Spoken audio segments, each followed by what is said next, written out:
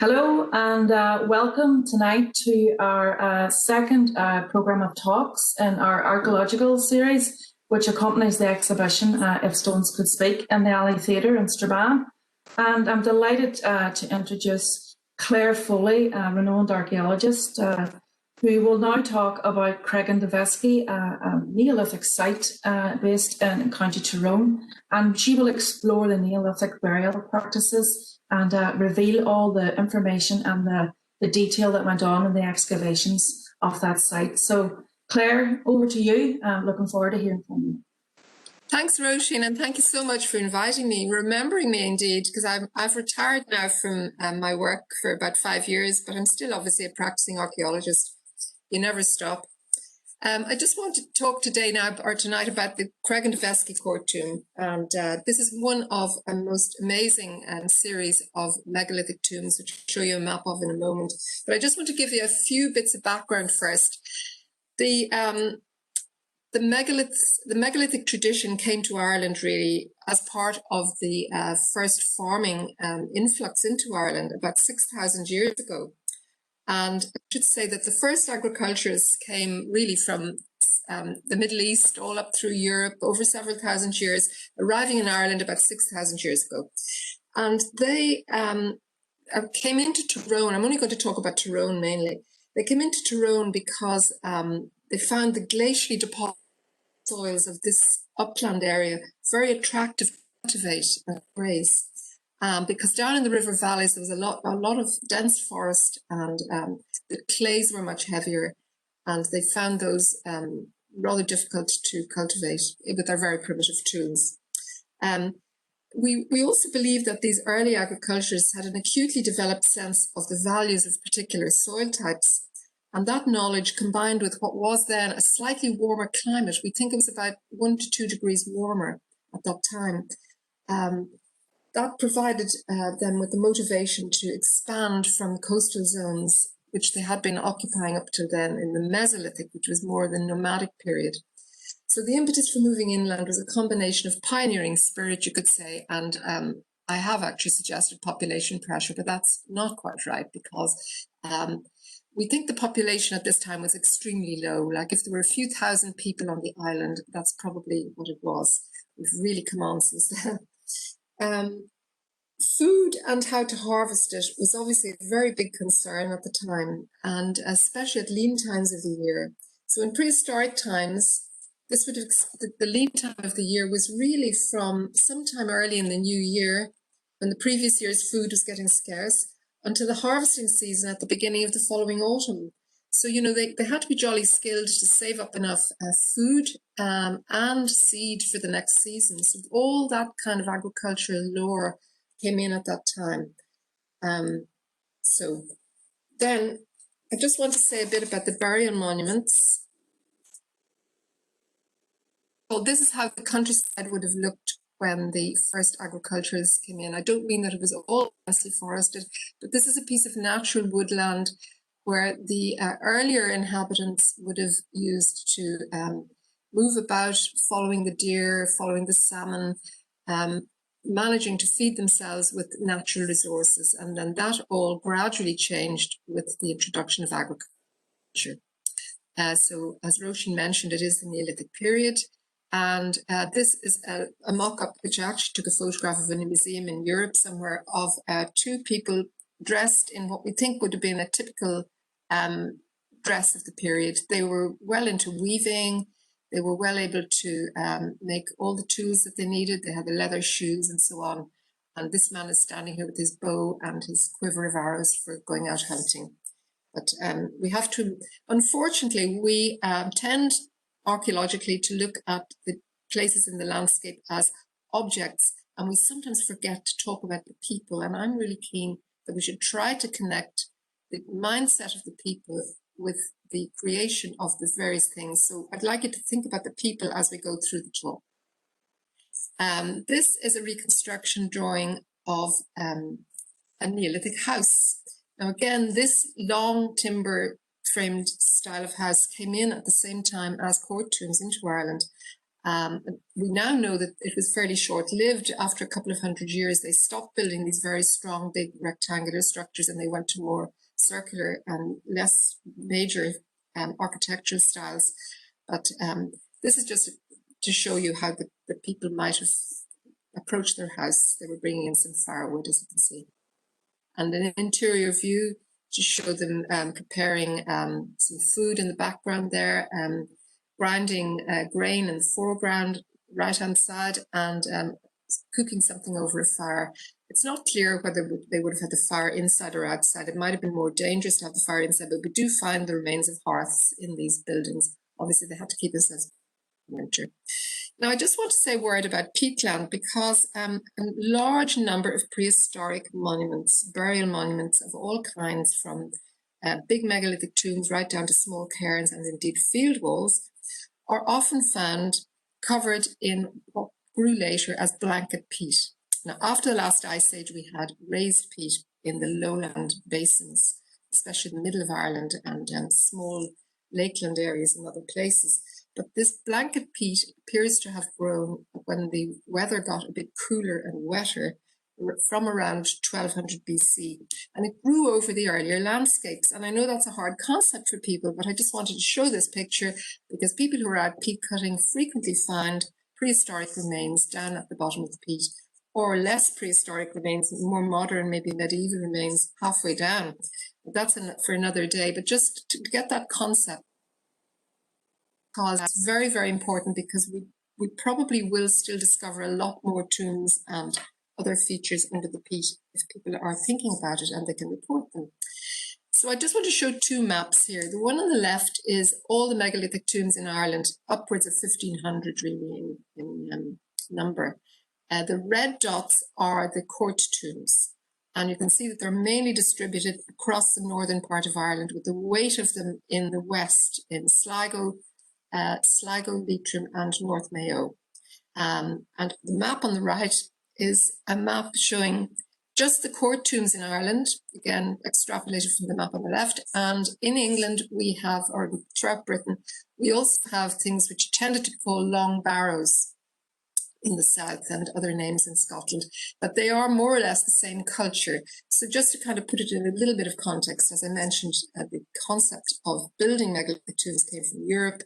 And here we have the two islands showing that around about 4000 BC, this concept came in and lasted for several thousand years.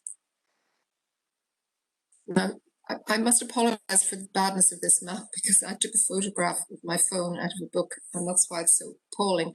But what we're showing here is Co.Tyrone with the Neolithic sites. And I just want to show you that right in the middle is a big blodge. That's actually Mullaghcarn. Carn. It's a high piece of ground.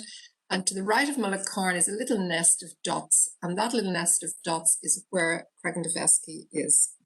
And way off to the right, I've marked by name Ballynagilly. Ballynagilly was the first Neolithic house of that long timber-framed house I showed you earlier. The first house found in Ireland in the 1960s, and we now have over 90 of these throughout Ireland, so all found in various excavations. So we know that the Neolithic people were prolific at that time, around about Ballynagilly time, 4000-ish BC. We understand that the people who built Creggandevesky would have lived in a house like that, but sadly we don't have a house like that near Creggandevesky, so we have to extrapolate. Now, when I first saw the site way back in the 1970s, it was looking like this. This image on the left shows you a heap of stone, basically, with peat and heather grown over the edges. And the image on the right was the drawing that we did at the time, just to show what we were observing at the time. So you can see it was kind of an amorphous cairn with a very low profile in two directions. So that's how we started. The excavation, I should say, did take place in the late 1970s and early 80s. And the reason for the excavation was the farmer who owned the land, this nice green field, which had been cultivated in the past because we found bits of lime in the soil. We realized it limed it and brought the grass through. But he had such a small amount of land, he needed to fill in the quarry in the foreground and level down the hill just to make a little bit more for grazing. So that is the site there in the middle of the picture. It's covered in a frame because we had to put a frame up to protect the site from the deluges that we experienced during the excavation. And you can see that the surrounding land at that time is pretty much shallow raised hill peat. Now, and the image on the left is the site pretty much as it is now. You can see that the heather is still beginning to grow back on it at the back. It's a trapezoidal cairn with an open court and 3 burial chambers behind, and it faces southeast into a beautiful lake, Loch Malin, and all deliberately sited at the time. In those days, you didn't need planning permission to build anything anywhere. You just simply chose the very best site for visual and spiritual reasons, probably. I think it may have been facing into the midwinter rising sun. I mean, that's just a possibility. They do seem to have had an acute sense of orientating a lot of megalithic tombs on sunrise or sunset. It seemed to be a trend the whole way through. And the image on the right is the cairn as we found it after we stripped off that heather and peat. And we had just an amorphous cairn, which is mainly the collapse of the site. And the black items are retrospectively marked on by me to show the stones that were just showing, peeping above the collapsed cairns. And this is a view of the site from behind. It's got very flat back, and as I said, it was trapezoidal. You can see along the side, the long side there, there's the remains of a dry stone wall. And that's Creggandevesky Hill at the back, beyond, over which there is another tomb like this at Creggandevesky. And when I showed you that map of the little cluster, I should have said that this Creggandevesky is actually at the centre of a very big cluster of tombs in that part of Tyrone. I mean, they're almost intervisible, and it more or less tells us that there was a big population, relatively so, but that these were probably fairly contemporary. Within a few hundred years, there were people deciding to build these wonderful pieces of architecture. I'm using the word architecture because it's difficult for people to understand that these were conceived of as they were part of a pattern book, if you like.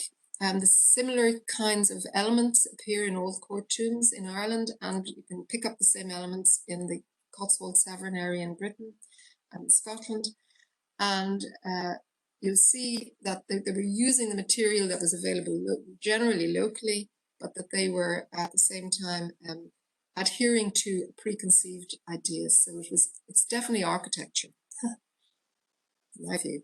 This is a view of the side of that nice dry stone wall along one edge, showing, and this is not a reconstruction, this is as we found it. We found it with the collapse more or less retaining it, vetting it, and we cleared it all of collapse and soil, and this is how it presented.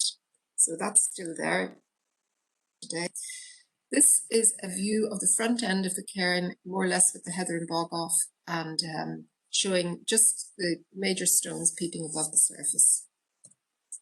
And we found that the entire court area had been filled with collapse. Now, this is a controversial point because many of my colleagues are still perhaps preferring to interpret this as deliberate blocking, and that's an argument we can have.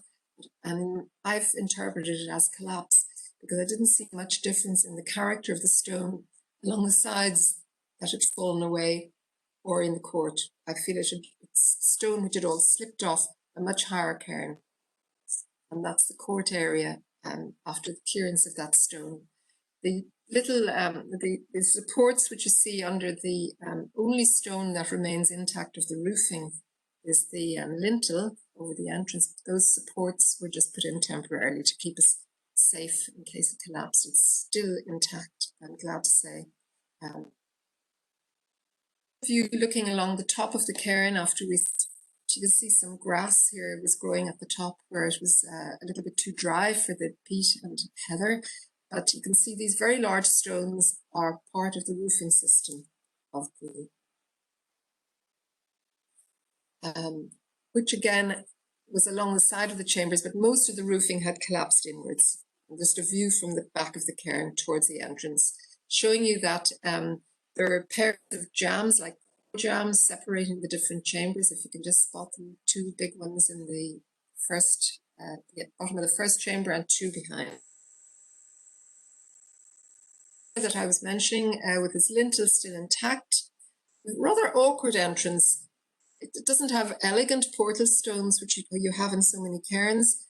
You can see to the left of the entrance, there's a lot of dry stone walling. They were able to take these boulders out of the glacial till of the landscape and put them together. They worked them in various ways and split them where they could, but they were a bit hard up for a lot of stones. So they used a method of post and panel building, where they put a stone down, big stone, an orthostat, all that, and filled in with dry stone walling in between. Very clever. But this is the front looking through the chambers. And I want to explain the most remarkable little survival slide here. I have an insert showing you a very small stone sitting on top of a large stone, and it's actually supporting that roofing lintel. It's making it level. And you can just imagine these people, these builders, putting this thing together, finding that the lintel stone was tilting. They wanted it to sit square. They liked that kind of trapezoidal appearance, wanted to make a major statement. And they had to insert this tiny little stone to level it up. And that's still existing today. It's the most wonderful thing from 6,000 years ago, you might say. 5.5 anyway. And then here's another example of the post and panel construction. You see the large stones. This is the first chamber. They've been able to insert these very big orthostats wherever they could, and then fill in where they didn't have enough stone because they wanted to make a chamber of a particular size. So they had this preconceived notion. And back in the 18th and even the 19th century, sometimes these were called rude stone monuments, but really I think the sophistication of the concept, the gathering of the material, the workings of material, and the putting together of the material surely indicates to us that it's anything but rude, anything rude or crude. For instance, here is a very large stone in the court area, and they've had to chalk the bottom edge of the stone with smaller stones to keep it upright. This is an example of a stone they have actually split. When we exposed this, it's still quite clear, we could see that it was a very clean, fairly relatively new surface, and that it certainly hadn't arrived in like that in the glacial till. So they've taken a lot off the front of that stone to make a big flat statement. Some other examples. And at the top of this arrangement here, the top stones are actually the remains of the roofing corbels. They're the ones that were supported enough not to fall in, but others had fallen in, and we had to remove them. And here's a clever little thing of an infill between two of the big stones again in one of the chambers, where they really were deliberately filling all the spaces as if they were preparing it for plaster. You know, if you were filling a hole in the wall, you might want to block it all out. We have no proof, of course, that they provided any clay interior here, but it's just an interesting, it's interesting to see that they wanted a very smooth surface. Now, I mentioned roofing, and the roofing was mainly of large granite slabs, which were gradually built across to close the gap, being supported at the back. We call those corbels. So they were sort of built up gradually, like you might have house of cards or something. But the very top layer of roofing was sandstone slabs, and they've taken these from several miles away. The nearest available geological occurrence of these is near 6 miles across. And just in the middle of this chamber here, this is the back chamber, you can see some of these slabs have fallen and cracked and broken, and this is how we found them. And we also know from the way the pottery was found that this might have been a catastrophic event, or maybe fell in at one time and smashed some pots, which occurred on the floor of this as well. So they very cleverly reached a point where the granite corbels were heavy, and if they put granite corbels on the top, they were going to collapse quite quickly, so they put sandstone slabs on top instead. And in the front chamber, these were pitched sideways like this, just illustrating again sudden collapse or collapse. So they weren't flat, they were actually standing more or less on their edges. Now I've talked about burials, and we really have to get to the point. This is a burial site, for, I suppose, primarily, but it could have been used for many other things as well. I mean, it's been a site that stood in the landscape for 2,000 or 3,000 years, where the prehistoric people through the Neolithic and the Bronze Age were aware of it, because we also have Bronze Age burials. But the main type of burial that we found were some pieces of cremated bone in two chambers and not in another. But the cremated bone looks like this, and that's why I just wanted to illustrate it. We've had it analysed, and we've been told that there's the remains altogether on site of about 22 people. They are divided into primary burials, Neolithic burials. I'll show you in a while the things they were associated with. But the thing about the whole monument is that once it was put up and was in place, and the Neolithic people used it from probably about 3,800 BC through to maybe 3,400 or 200 or 3,000. We're not quite sure when the Neolithic people stopped using it. But at a later stage, the Bronze Age people came along and they used it as a burial place. And we have not just Bronze Age later burials, we have their pottery associated to prove it. So this was a place like a major cathedral or something. And we have to go back to my comment earlier and remember that I said it was in the middle of a cluster of similar tombs, which were in use about the same time. So I have to try to imagine what society at that time was like, that they had these major church-like things really in the landscape, and they lived on their lives doing their farming. Their houses burnt down regularly, I'm sure, because of the materials they were built of. But these tombs just kept on and on and on, and they had other activities that they might have conducted at the tombs. You know, they might have welcomed new children to the world. They might have had betrothals. They might have used them as inauguration places for sticking, putting young people in, maybe young men in when they were coming of age. They might have made them stay overnight in the tomb. These are just imaginings, you know, it's all possible. None of this can be proved. But it's just to say that the tomb was a central place in the landscape that these people related to for thousands of years. And we still have it today that we can go and visit. So it's quite extraordinary that these things have survived. So the cremated remains came in very small pockets of bone. This is quite a lot of bone. We sent them off to a specialist, and he was able to tell us that we had so many burials, 22 in all. But some of the objects that we found in the tomb associated with burials, with bone, I should say, but we have to assume they may have been associated with burials which have not survived because of the acidic conditions. Inhumations generally don't survive in a lot of Irish megalithic tombs because they're built in these uplands and, as I said, covered in peat, very acidic conditions. The unburnt bone tends to completely disappear. Only the cremated bone remains. So this beautiful object here, which is about 10 centimeters across, was the remains of a stone bead necklace or bracelet that we found scattered at one point in the first chamber with no bone associated. We could assume that that was put in there as an object accompanying an inhumation. We've strung it up, and it's actually on exhibition in the Ulster Museum, if anybody wants to go and see it. It's made of little schistoid beads, very beautifully made, each bead perforated, probably using a bow drill. You know, you have to just try to imagine somebody creating this beautiful object.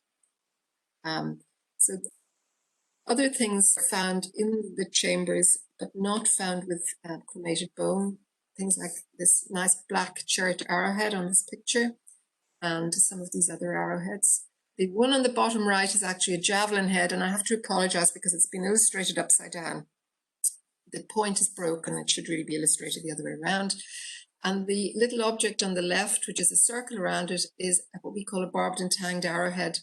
And that is from the Bronze Age. It was found outside the tomb. I just isolated it there so that you don't get confused. But that's to illustrate, Bronze Age, part of the Bronze Age activity at the site. Possibly somebody lost it out hunting or maybe deposited it deliberately. These are leaf-shaped and lozenge-shaped arrowheads from the Neolithic, very typical of Neolithic finds absolutely across Ireland and Britain. And these are little scrapers. Now, these weren't found within the tomb, but they were found around the tomb. And we had a lot of other activity, lots of post holes and hearths and things like that. So that's what I'm kind of trying to illustrate, that it wasn't just about burial. There seemed to be other things going on. So you have particularly fine knife-like flint object here on the left-hand side. You can see that it's been retouched along one edge and would have been very good for cleaning a skin or cutting meat or whatever. We just call them all scrapers. And these are very particularly fine objects as well. See, the scale rule at the bottom is the centimetre scale. They've all been retouched along one edge and could have been used for any of the above activities. This little spindle whorl, which was used for turning raw wool into thread, spinning at the end of a stick. This was found at the back of the tomb and could be Neolithic. A similar one was found in the socket of a stone in County Down of a similar tomb. If so, it's a very rare Neolithic object, because we would most regularly found things like this a little bit later in the Bronze Age. It was found at the back of the tomb. Maybe somebody was out spinning wool and lost it, or we may find that there's been some ritual associated with the spinning of wool, who knows. Typical pottery. Now, this is not a pot found at the site, because the pottery, again, I have to say, I mentioned that the bone, we just found little bits of bone rather than whole bodies, if you like, represented. So it seems that when they went to do the burial at these places, that they cremated the bone in pyres, obviously. We may indeed have the remains of a pyre at the court, Creggandevesky. We had a big black area, which was a big burning area of charcoal.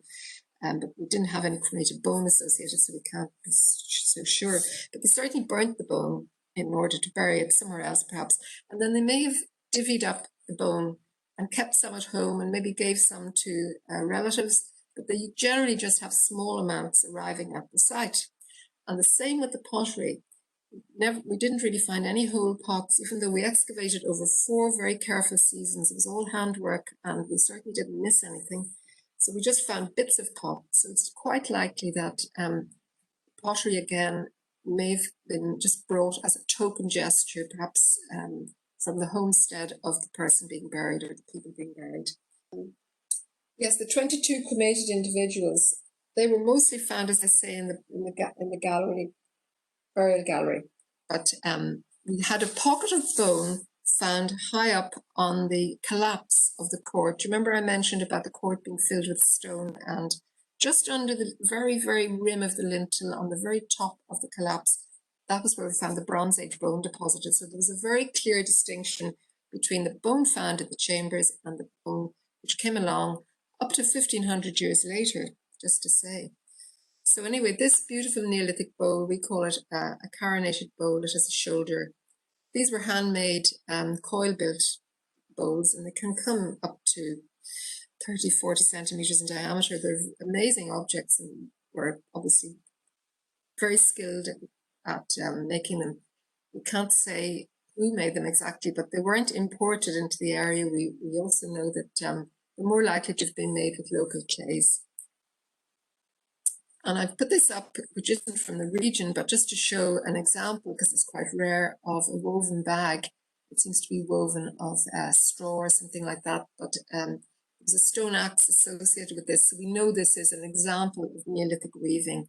I'm trying all the time to kind of cling on to this concept, to get away from the idea that we're looking at stones, because we really are trying to look at people. Now, cultivation. This, for some time, we knew we had this barley seed captured in a piece of pottery, and we hoped this was a piece of Neolithic pottery, but when the pottery was analysed more recently, it turns out it's a piece of Bronze Age pottery. But this was found at the site.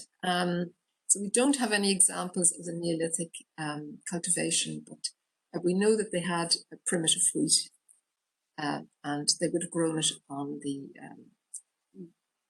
sort of sandy, the light sandy terraced soils around it. We've got quite a few nice pieces of flat ground, not too far from Creggandevesky. So we have to assume that there were Neolithic farms there. But unfortunately, we just don't have any evidence. And since land reclamation of the 1980s and 70s and 80s and 90s has happened in that area, a lot of these zones have been deep ploughed and reclaimed and reseeded. So maybe we've lost a lot of archaeology, but sometimes we find things by chance.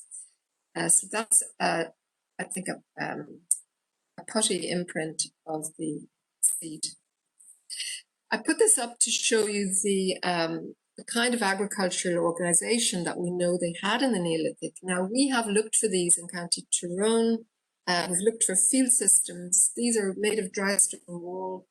You see the red plan here on the big map. Dry stone wall structures. These are frequently found under peat. We've looked very hard in Tyrone. We have some hints, but we think in general, we haven't got any big organised farm systems yet found in County Tyrone. But we think maybe it was a largely pastoral sort of existence. But I think it's too soon to say, really. I'm always on the lookout for new walls under bogs. And we can trace the walls using bamboos pressing into the ground. This plan has been made because this area is still largely covered in peat. So it was made, the plan of this was actually made by probing. Now, what have we got? We're talking about technology today, and my goodness, we have developed so much even in the last 100 years. But these are the primary tools that made it possible for Neolithic people to tame the landscape. The axe on the left-hand side hafted into a wooden haft using a leather binder. It's not a particularly good axe. It looks like it's had a lot of wear, but axes like this were used to fell trees and to hew wood to make the houses that they built and any other timber that they needed for structural reasons. So they had to rely on the stone axe. And of course, these are primarily quarried at two places in Ireland, at one at Tivbulia in Antrim, and the other at Brockley on Rathlin Island. And axes from here were actually exported across Britain and even as far as northern France. We know this from petrological examination. So there was a huge industry of axe production going on in Ireland in the Neolithic period. And the second object here I feel is worth noting is that without this, we call a saddle quern, and it has a rubbing stone. Without this technology, they wouldn't have been able to turn their grain into flour, and of course they needed their daily bread. So these are the two main tools I've chosen today. I could have chosen 10 others, but these are the ones I've decided we need to think about. How did the people exist from year to year? They tamed the landscape and they grew their grain and they were able to make bread. Of course, they had their animals as well. And this is a little display from the Industrial Museum just to show another type of pottery here on the left, a smaller bowl with different kind of sort of pressed decoration, and a saddle quern and a rubbing stone and some of the flail and so on behind. Of about 420 court tombs across mainly the northern part of Ireland. It's fairly average in its construction. It's unusual in having 3 chambers, although there are many others, but the majority have 2. And here's one at the bottom on the right-hand side here, Cavan, which has 4 chambers. Sorry, it's got 5 because it's got a middle one, yes. This is what we call a dual court tomb. court at each end and a string of chambers in between. The one up at the second from the top is at Ballyglass, County Mayo, which we call a central court tomb. It has the court in the middle and the chambers opening off. There's another one at Ballyglass, a little bit more like Creggandevesky. And then on the left, Creevy, County Sligo, one of the most remarkable tombs and visitable if you're ever driving from Sligo to Bundoran and you see it on the side of the road. I mean, there's a sign for it, it's very close to the edge of the road. It's a very fine tomb, which has a complete court with a very little entrance at the front. Creggandevesky has this open court, which you remember. What I wanted to say too was, I'm sure everybody's always asking, how do they put these things together and where do they get the stone and all the rest? Well, these people were highly skilled. They were very much practiced at, first of all, they knew where they needed to live. So there were kind of pioneers and explorers went out and decided where would we go, where would we live, and they found good land with water, probably needing water, of course. And then when they went to build their tombs, they had to source the stone and they had to remove it from wherever they sourced it in methods like this with rolling logs and lots of manpower. Just took this out of a French magazine actually to show you the effort that they probably had to go to. And it's a much bigger stone than anything that's at Creggandevesky, but just have to imagine that the stones were dragged or rolled into place and so expertly cut. I think this is probably a piece of leather or cloth here to try to prevent the ropes from breaking when they were. And this is from the same magazine to show a huge number of people dragging. Now this is a bit of an exaggeration. I'm sure Creggandevesky, the stone there could probably have been manipulated with as few as 10 people at any one time. And this is the size today. You've got the court tomb here in the foreground, looking from the rear end, and looking straight into Lochmallen, with the wind farms in the distance, the new technology already showing itself in the landscape. And if you want to do any more reading, there's a couple of references there of mine, and then I would encourage you to go into the Department for Communities website and access the Historic Environment Viewer. And there you would be able to see all the monuments in the area that you live in or any other area. You'd be able to filter it by type. You'll be able to discover a little bit more about them and certainly be able to find out where they are. And of course, they're mostly on private land, so you would have to get permission to visit, but that's not too difficult. If you have any questions, I've asked if you could please feedback through Derry City and Strabane District Council at that email address. I'd be glad to field any questions and reply in more detail to anybody who wants. And so thanks for listening. Brilliant. Thank you, Claire. That was amazing. It was brilliant to see all the different, aspects of the tomb. And, I've actually been in Creevy Keel, the tomb that you mentioned many years ago. Yeah, it was really, really good. But what I liked very much, and I suppose for the audiences, is the fact that you drew it very much to do with the people, not just the architecture. Yeah, so thank you, Claire, on that. Just want to say, just maybe in conclusion, that Claire's right. If there's any questions, you can contact us on collections@derrystrabane.com, and we will endeavour to answer any queries. And once again, thank you, Claire, and keep an eye out as well. We will have other talks as part of this programme to accompany the exhibition in the Alley Theatre in Strabane. And our next talk is by Dr. Niall Gregory, and he will be talking about the logbooks that were found in Strabane, Clady, a few years ago. And that's very exciting for us because we have one of them on display in theatre. So thank you and good night.